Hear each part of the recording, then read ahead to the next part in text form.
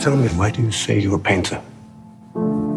Because I love painting. I have to paint. I've always been a painter, that I know. A born painter? Yes. How do you know? Because I can't do anything else, and believe me, I've tried. So that's the reason why you cut off your ear. Your vision of the world is quite frightening, isn't it? Yes. If you wanted to make a bold statement as an artist, what part of your body would you get rid of? I'm going to say my big toe. But no, not Vincent van Gogh. He got rid of his whole ear and then had it patched up, which we all know medicine back then probably wasn't as healthy, which is probably what led to his death. So we have William Defoe, or Defoe, however you like to say his name. I like to pretend that I'm French and say it because his last name sounds like a French dish. William Defoe at your service. But no, we have William Defoe playing Vincent van Gogh. Try saying that 3 times. But he's playing the older version, the later years of Vincent van Gogh. The highly sick, probably artist block Vincent van Gogh.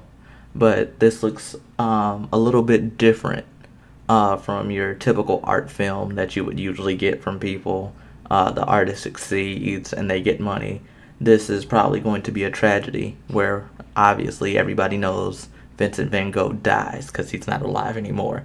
If you're seeing Vincent van Gogh, go see a doctor. But yeah, obviously this is going to be something real special to marvel at, so can't wait till it comes out. Alright, call it award bait. Call it a movie that is pandering for any kind of award. But this trailer really shows off how much presence Willem Dafoe continues to carry in his roles. With Vincent van Gogh being one of the most beloved painters of our time, it is great to see how his paintings were practically worthless and against the grain during his own time. The story beats do seem a bit too familiar, and yet the beautiful cinematography, performances, and score feels so relatable and relaxing, especially in how it projects the chaos and spiraling madness that Gogh had suffered, that is just portrayed in a way that really, really hits home. I am definitely looking forward to this film. Since the first trailer of Assassination Nation, I fell in love with Bella Thorne and director Sam Levinson, who is using the exploitative violence and blatant symbolism of movies like The Purge and have turned it into this thriller/satire of how scummy some, not all, high school teenagers can be with social media and the drama that comes out of it that leads to murders, fights, and an entire town literally tearing themselves apart. Call the lead characters deplorable and horrible human beings, but the idea that they are being viciously attacked by disgruntled police, frats, internet trolls, and the rest of the subgroups involved in their own political ideals is nothing short of amazing and ironic, of course.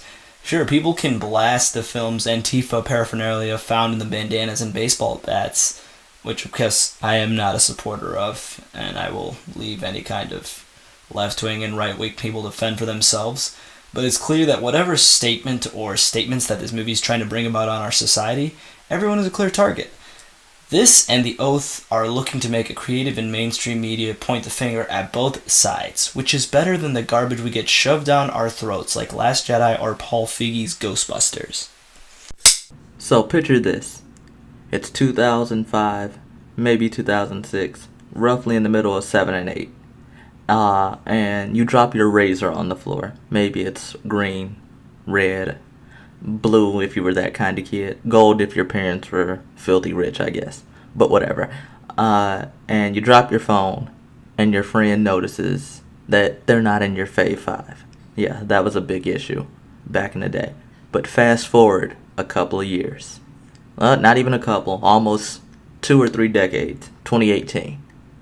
And now we have the iPhone, and we have the cloud, where you lose things in the iPhone, and nothing's private anymore. But with Facebook, Instagram, Twitter, Twitch if you're a gamer, or whatever, and let's just say now someone hacks your phone and releases all your private information. what happens then? That's what happens in Assassination Nation.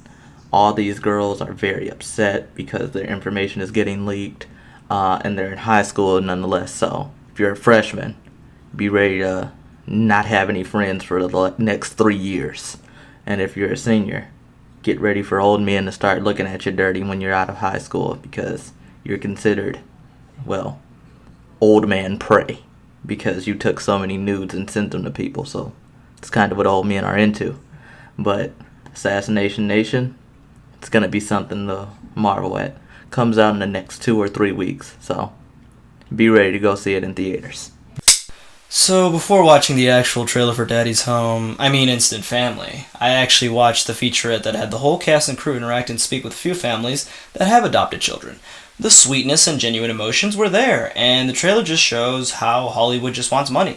Nobody wants to see a super real family lifestyle with melodrama and a few funny moments that feel real and relatable. After all, it's not like Lady Bird, Book of Henry have taught us that being different can feel like a breath of fresh air. I liked the first joke where Mark Wahlberg nailed a kid with a basketball, and then they did the same thing again. Not to mention, half the movie is in the trailer, and it's not like it is a no-brainer of what obvious plot lines will happen. Other than that, it looks funny with some sweetness, and I can't wait for them to make 3 more movies like this.